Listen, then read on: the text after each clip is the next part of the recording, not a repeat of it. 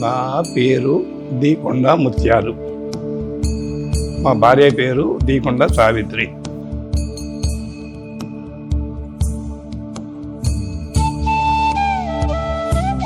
మా సొంత గ్రామము దోమకొండ.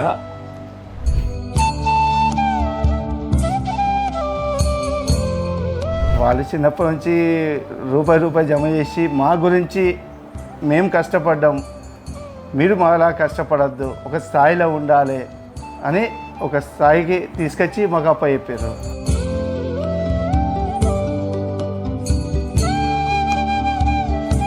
ఇంట్లో ఇక ఆడవాళ్ళకి సమస్య వచ్చింది అంటే ఇల్లంతా అంతే కదా, మెయిన్ ఇల్లంతా చూసుకునేది ఆడవాళ్ళు కదా.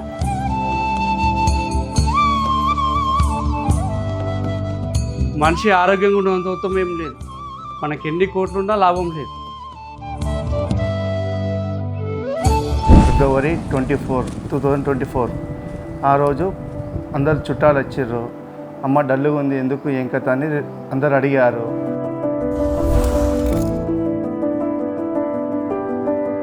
మాది గృహప్రవేశం ఫిబ్రవరి 24. ఆ రోజు అమ్మ డల్లుగా ఉంది, ఎందుకు ఏం కథ అని వెంటనే మేము లేడీ డాక్టర్ని కన్సల్ట్ చేశాము. మీ ప్రవేశం ఉంది కాబట్టి గృహప్రవేశం ఆపకండి, కాకపోతే ఒక రోజు తర్వాత ఖచ్చితంగా మీరు ఫస్ట్ హైదరాబాద్ వెళ్ళాల్సిందే మేడం చెప్పారు. మేము వెళ్ళినాం. వారికి సర్వైకల్ క్యాన్సర్ అనే ప్రాబ్లం వచ్చింది. అది ఎలా తెలిసిందంటే ఆమెకు మంత్స్ బంద్ అయ్యి 15 years అవుతుంది. 15 years తర్వాత ఇప్పుడు ఆమెకు బ్లీడింగ్ అవ్వడం స్టార్ట్ అవుతుంది అన్నట్టు. ఇన్ని సంవత్సరాల తర్వాత అట్లా కావద్దు అని అందరూ రిలేషన్స్ అనేసరికంటే లేడీ డాక్టర్ దగ్గరికి తీసుకెళ్ళినాం అన్నట్టు. ఆమె ఏం స్కానింగ్ చేయకుండానే మీకు చెప్పేసింది అన్నట్టు, కొంచెం క్యాన్సర్ గర్భసంచికి వచ్చింది.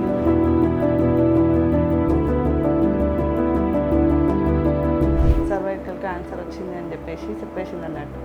ఇక అంతా స్కానింగ్ తీయకముందు చెప్పింది కాబట్టి మేమంతా చూడలేదు. ఇక వేరే డాక్టర్ దగ్గర ఒపీనియన్ తీసుకుందామని స్కానింగ్ అన్నీ తీయించినాం అన్నట్టు. తీయించి తర్వాత గృహప్రవేశం అయిన తర్వాత మేము హైదరాబాద్ తీసుకెళ్ళినాము హాస్పిటల్కి. అక్కడ తీసుకెళ్ళిన తర్వాత కూడా అక్కడ కూడా అన్ని స్కానింగ్లు అన్నీ తీసిన తర్వాత ఇక అక్కడ కూడా అంతే చెప్పారన్నట్టు, గర్భసంచికి వచ్చింది కాబట్టి అది కొంచెం అది అక్కడ 3 days ఉండేసి హాస్పిటల్ టెస్ట్లు అన్నీ వేయించిన తర్వాత గర్భసంచి గడ్డయింది, అది తీసేయడం వల్ల తెలుస్తుందని చెప్పి చెప్పిండు.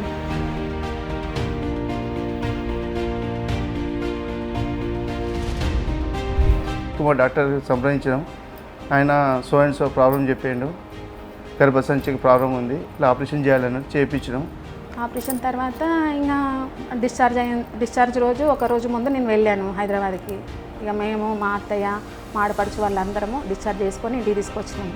ఇంటికి తీసుకొచ్చిన తర్వాత ఇక్కడే ఉన్నారు. ఇక్కడ ఆపరేషన్ అయిన తర్వాత మళ్ళీ వాళ్ళు ఒక 1 monthకి రమ్మని చెప్పి చెప్పారు. డాక్టర్ నిజామాబాద్ వచ్చినాం, నిజామాబాద్ని కలుద్దామంటే నిజామాబాద్లో చూపించాము.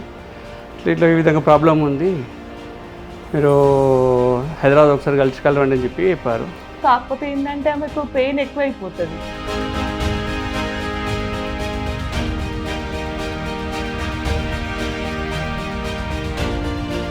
చాలామంది సజెషన్ ఏం చెప్పారంటే, మీ తల్లిగారు అన్నీ చూశారు కదా, ఆమెను ఆరోగ్యంగా మంచిగా చూసుకోవాలి, ఉన్న రోజులు ప్రశాంతంగా మంచిగా చూసుకోవాలి అని చెప్పి చెప్పారు. ఆమె మంచిగా చూసుకోవాలంటే సరే అని చెప్పి అట్లా ఒక 10 మందితో విచారణ చేసిన తర్వాత ఏం చేద్దామని చెప్పి ఇక వేరే ఇక మా అమ్మయ్య వాళ్ళ బావగారు ఏమన్నారంటే పునర్జన్మ హాస్పిటల్ గురించి చెప్పారన్నట్టు. ఎక్కువ నొప్పి లేకుండా బాగుంటుంది, మనకు కూడా వస్తుంది, ఆమెకు వస్తుంది, ఆమెను చూసి మనకు కూడా వస్తున్నది అని చెప్పేసి అన్నారు అన్నట్టు.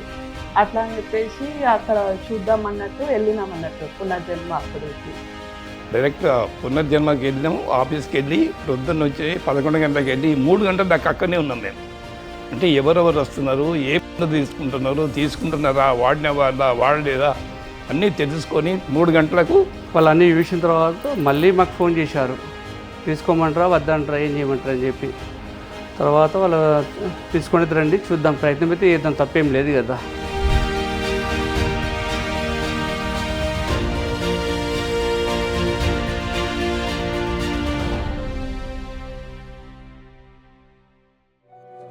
స్కానింగ్ తీపించినాము 2 months బ్యాక్. బట్ స్కాన్ తీపిస్తే ఆమెకు నార్మల్ వచ్చేసింది అని చెప్పారు మేడం.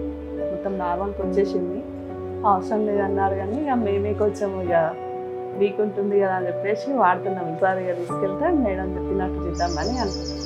ఇల్లంతా చూసుకునేదే ఆడవాళ్ళు కదా, ఇక వాళ్ళకే ప్రాబ్లం వచ్చిందంటే ఇంటిల్లి పాదికి వచ్చినట్టే కదా. ఇక నేను ఇంటిని నడిపించేది, పిల్లల్ని చూసుకోవాలన్నా మగవాళ్ళని చూసుకోవాలన్నా మొత్తం ఆడవాళ్ళే కాబట్టి అది ఎట్లన్నా తప్పదు. ఇక ఆడవాళ్ళకి ప్రాబ్లం వచ్చింది అంటే ఆ ఇల్లుదిగా అంత ఉండదు. ఇక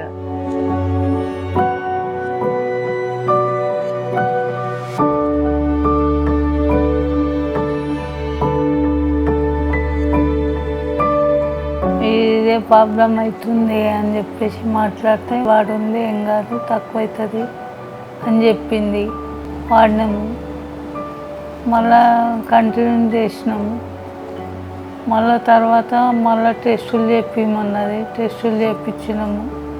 టెస్టులు చేయించిన తర్వాత అప్పుడు చాలా వీక్ ఉండే, అంటే చాలా బలహీనంగా ఉండే.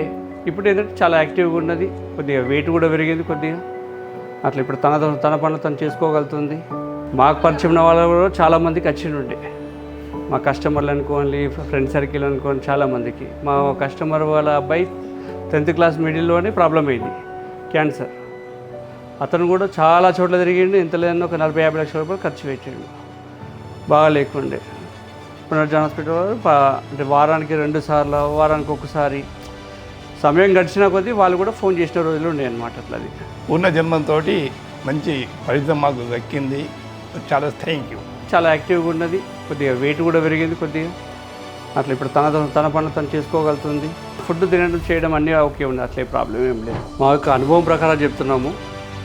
మేము 10 మంది పేషెంట్లు చూసాం. మేము అంటే 15 సంవత్సరాలు, 20 సంవత్సరాలు, 40 సంవత్సరాలు, 60 సంవత్సరాలు చూసిన వాళ్ళని బాధపడ్డది చూసిన తర్వాత మేము పునర్జన హాస్పిటల్ చూసిన తర్వాత మేము పూర్తిగా నమ్మినాం కాబట్టి చెప్తున్నాము. పునర్జన హాస్పిటల్ని సంప్రదించండి, మీరు ప్రాణాలతో తిరిగి వస్తారనే నమ్మకం మాకు ఉన్నది కాబట్టి చెప్తున్నాం మేము.